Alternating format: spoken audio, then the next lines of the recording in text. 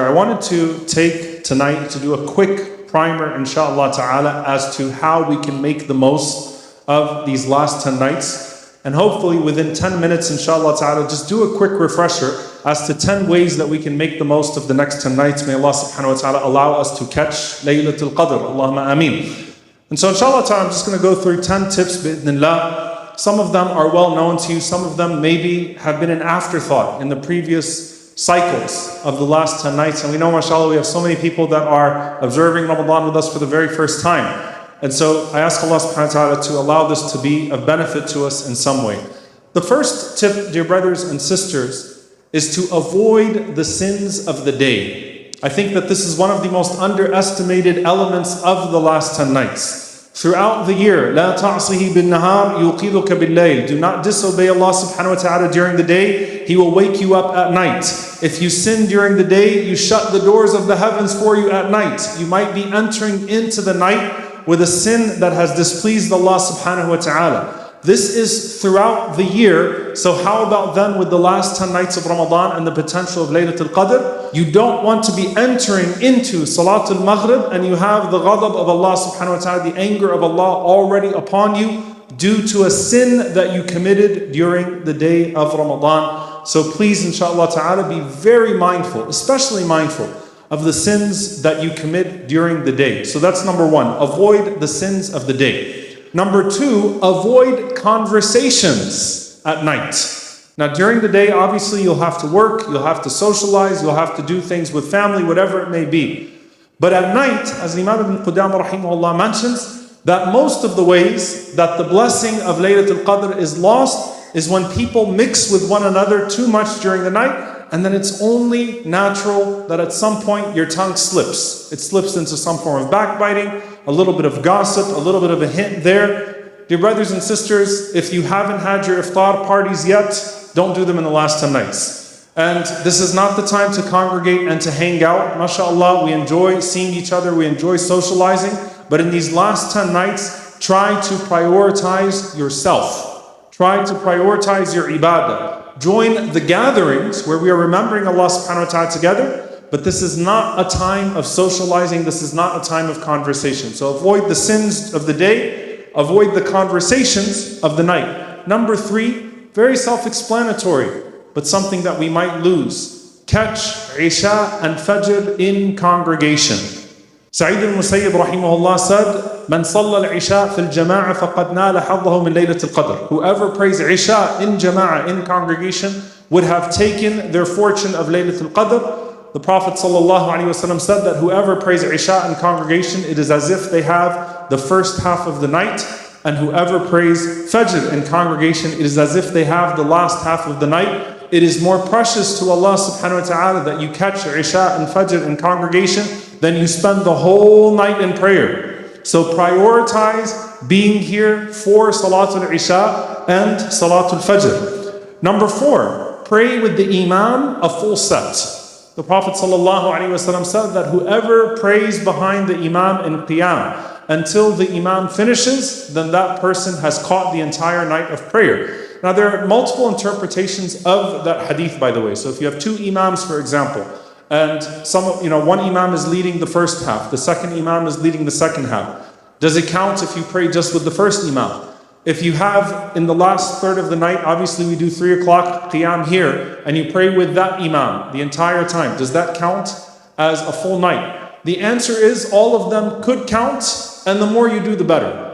Obviously, if a person wants to pray the full 20, that is the best. There's no doubt about it. But if a person only prays with one Imam throughout the night, behind them as they recite, then inshallah ta'ala, we hope that that would be enough to achieve this particular reward. Number five, read the Quran extra throughout the night. Seems very self-explanatory, but it's actually missed sometimes. Qatada rahimahullah, he used to finish the Quran every 3 days of Ramadan, but then he would do a khatma every night of the last 10 nights. And there's a general trend that you find amongst the Salaf, amongst the pious predecessors, that they increase their recitation of the Quran, their wird, in the last 10 nights specifically. So even if you're trying to finish a certain amount during the day, by the way, it is one of the most beautiful things that you surpass your Quran reading goal. So if you wanted to finish one khatam, for example, in Ramadan, and you're doing a juz a day, if you finish 1.5, that's better than 1. And it'll kickstart you, inshallah ta'ala, into Shawwal, so that maybe you have a khatam at the end of Shawwal as well. But read more Quran in the nights, in the last 10 nights, than you do during the rest of Ramadan, especially during the day of Ramadan. And subhanAllah, the very first word revealed to the Prophet ﷺ on this night was Iqra, read. And surely in that is a sign that you honor the Quran with these nights. So try to increase your share of the Quran as you read. Don't diminish what you're reading in the day. Increase what you are reading in the night. Bi-idhnillahi ta'ala. Number 6. I did 5, right? Okay. Number 6. The dua of the Prophet ﷺ that he taught Aisha radiallahu ta'ala anha.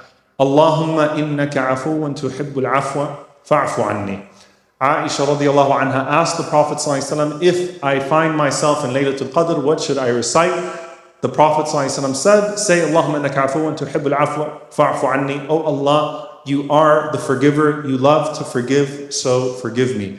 Read this dua throughout the night. Start your du'as with it, end your du'a with it. Read it between the personal du'as that you are making, inshaAllah ta'ala. But there is nothing more blessed than the guidance of the Prophet sallallahu alaihi wasallam in what du'as that we should make in this regard. Number 7, make du'a and dhikr even while you are in motion. I'm going to explain what I mean here. When we take Hajj groups, and may Allah write us down from the Hujjaj and Laylatul Qadr as well, Allahumma ameen. I always tell people, don't waste the day of Arafah when you're waiting in line for this and waiting in line for that. Even that is a time of du'a. As you're walking, it's a time of du'a. As you are moving, it's a time of du'a. As you're driving, it's a time of du'a. You want to make use of every single moment. And some of the blessed adhkar are the ones that are coming just as you are moving from place to place, going from house to masjid, wherever it may be. Even if you're waiting in line for your suhoor, keep your tongue busy with du'a and dhikr even while you are in motion on that night. Treat that night like every single second matters. Treat that night like every single second matters. Number 8, increase your prostration. Increase your sajda on these nights. Where do I get that from? First and foremost, the Prophet ﷺ said, Man qama laylatul qadr, imanan wa ihtisaban ghufira lahu ma taqaddama min dhanbihi. That obviously the general rule is whoever stands up on the night of Laylatul Qadr with faith and seeking the reward, then they will be forgiven for all of their sins. But the best part of qiyam is the best part of salah, a'inni ala nafsika bi kathrati as-sujud, is to increase the time of your sajda. And in fact, subhanallah, right before you read inna anzalnahu fi laylatul qadr, the last words of the surah is what? That came down before it. Wasjud waqtarib. Wasjud waqtarib. Prostrate and come closer. Prostrate and come closer.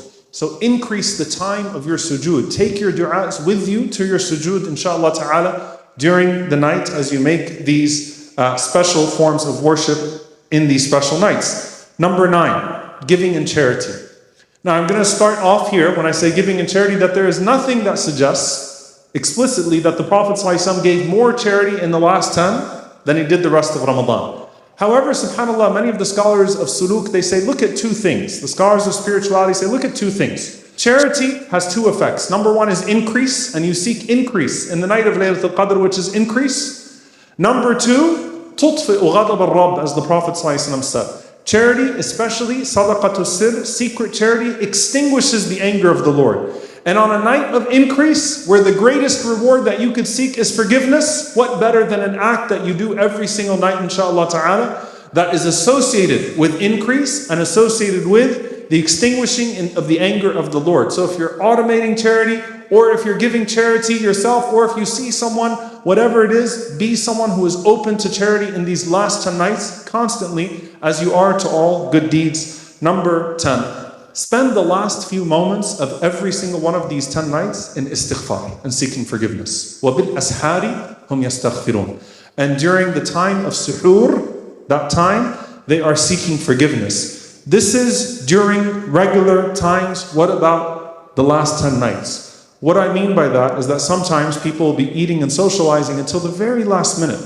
And it might be that in that last minute of one of those 10 nights, you say, Oh Allah, forgive me. Oh Allah, accept my good deeds despite their shortcomings. Oh Allah, accept me despite my shortcomings. That in those last few moments of istighfar and asking Allah for acceptance, that the whole night is overlooked. And if the whole night is accepted, then a whole lifetime of reward is granted. So spend the last few moments, bi'idhnillahi ta'ala, making istighfar, seeking forgiveness. Prioritize the last 5 minutes before the adhan of Fajr, every single one of these last 10 nights, inshaAllah ta'ala, and seeking forgiveness from Allah subhanahu wa ta'ala. Allahumma ballighna laylatul qadr. Allahumma ballighna laylatul qadr. Allahumma ballighna laylatul qadr.